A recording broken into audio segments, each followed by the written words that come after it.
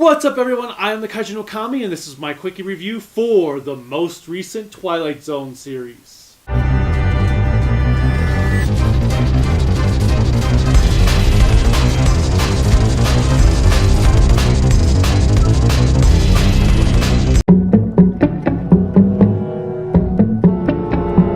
For those who might not know, last year they brought the Twilight Zone back as part of CBS's own streaming service show that you have to subscribe to their streaming service, and I watched the first episode, which I was like, I don't know, but it's really ultimately the whole reason I went out and watched the original series, the 80s series, the 2002 series, so here we are. I've come full circle now.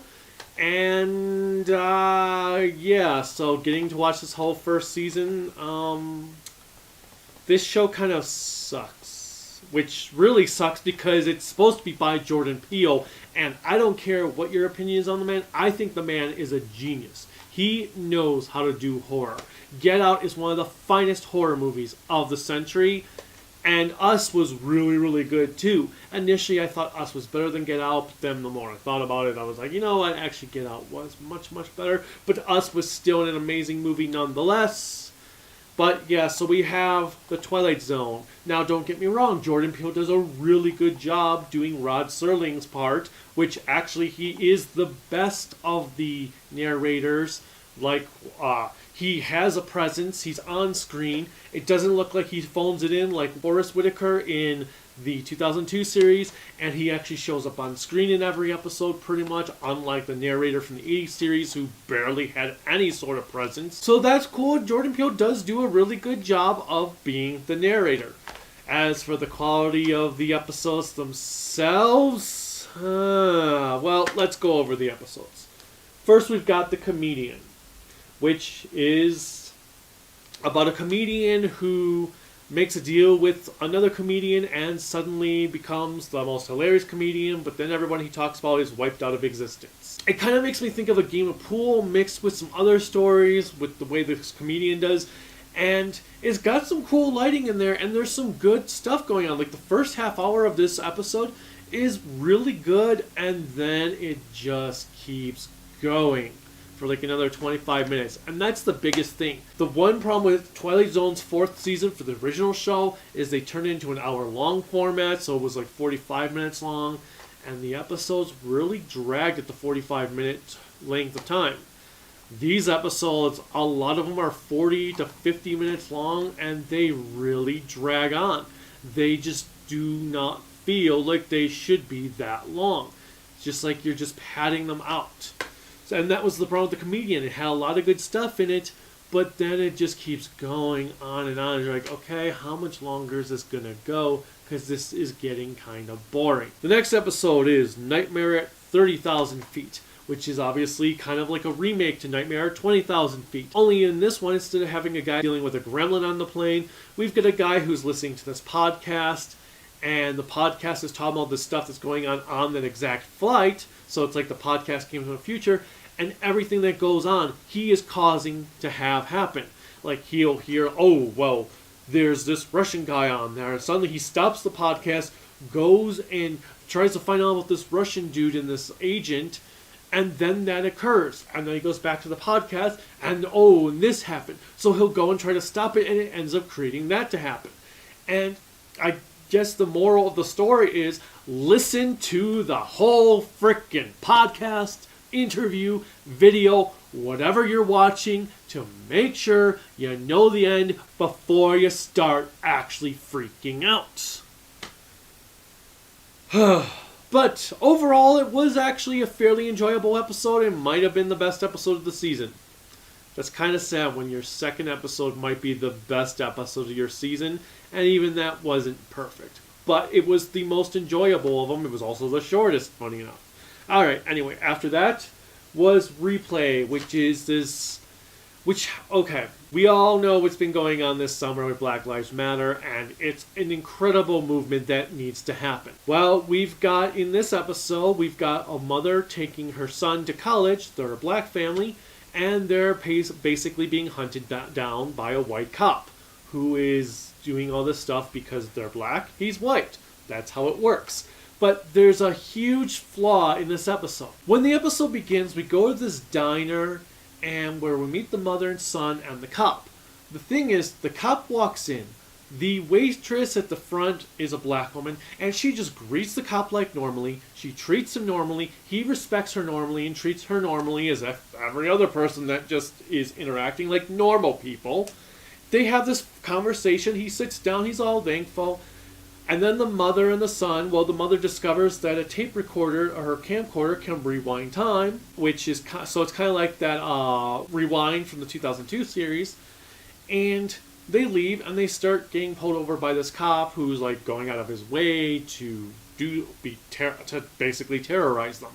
And then at one point, the mother has a conversation with the cop at the diner. They eat, they chat, they have fun. He's like, oh, I gotta go back on duty. Thank you so much for the pie. He gets up and goes around, leaves. But then suddenly he puts on his sunglasses and he's all into this racist white cop mode, and it just doesn't work. If he was an actual racist white cop, when he first came into the diner at the beginning of the episode, the waitress would not have like greeted him like normal. She would have been kind of hesitant and like, oh hi. No, they just treated themselves like they were normal people. So it doesn't make sense, this whole social commentary they're trying to do, because this guy was clearly not racist at any other time, except for when he suddenly put on the sunglasses. I'm good cop. How you doing? Hi, everyone. I'm racist cop. You're black. I'm going after you. You're Hispanic. I'm going after you. But you're black. I'm going after you. Racist cop. Good cop. Racist cop. Good cop. Racist cop. It doesn't work.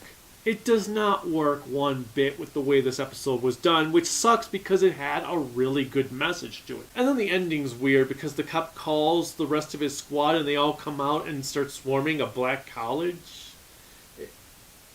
It's way too far-fetched, even for the Twilight Zone. And as I said, they messed it up by establishing that this guy was a legitimately good cop at the beginning. So after that, we've got a traveler,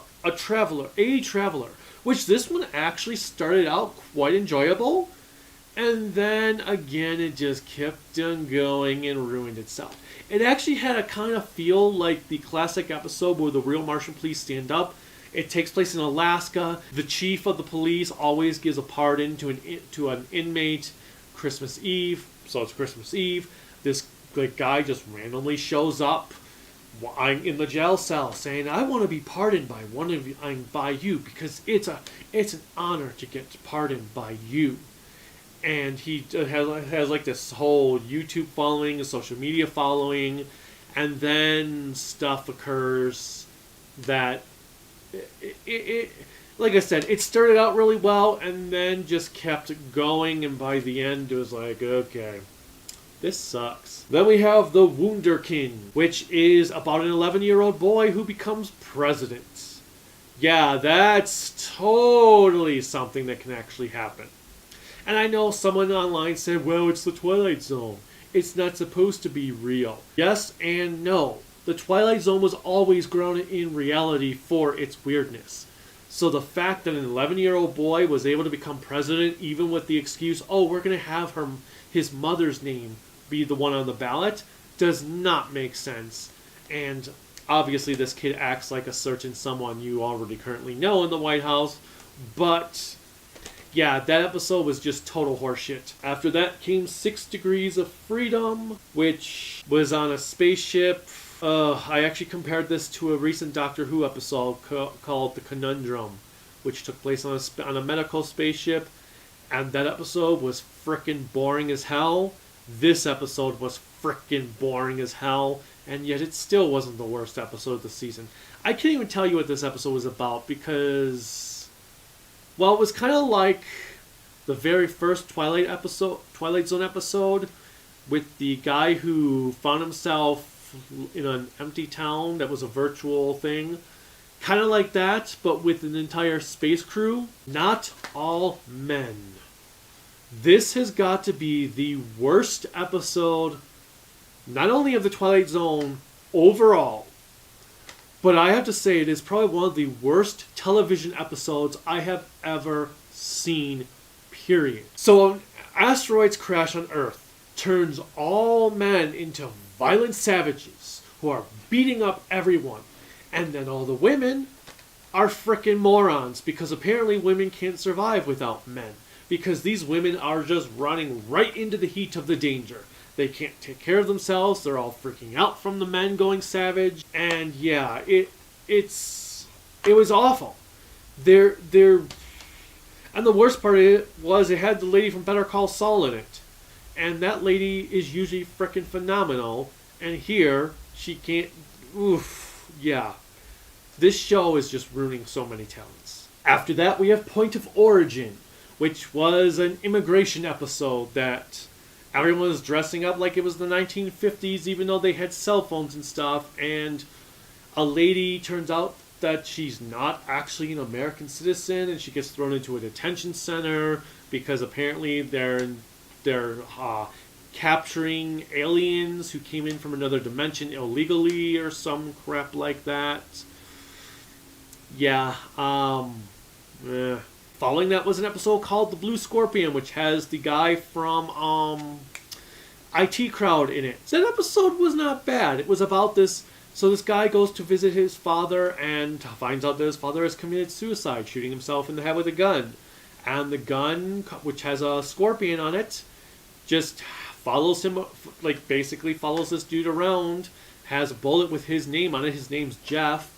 And the bullet has the name Jeff on it. And the episode has you thinking, oh, it's basically for him. He's got to commit suicide with the bullet. That's the only way he's going to get rid of it, because he goes to a shooting range and the gun fires every bullet in it except the one with the name Jeff on it.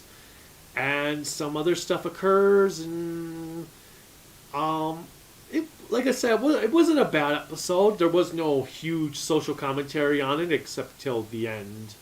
But that's kind of like how the Twilight Zone should work. It shouldn't be built around the message. The message should just be inside of the episode, where it's a story first, message second. Most of these episodes have been message first, story. If there does need to be a story, we can kind of fit that in around the message. And then the last one, called The Blurry Men, kind of broke the fourth wall because it's about a writer. The girl from Deadpool 2 who played Domino plays a writer for the Twilight Zone, and she starts being haunted by the Twilight Zone.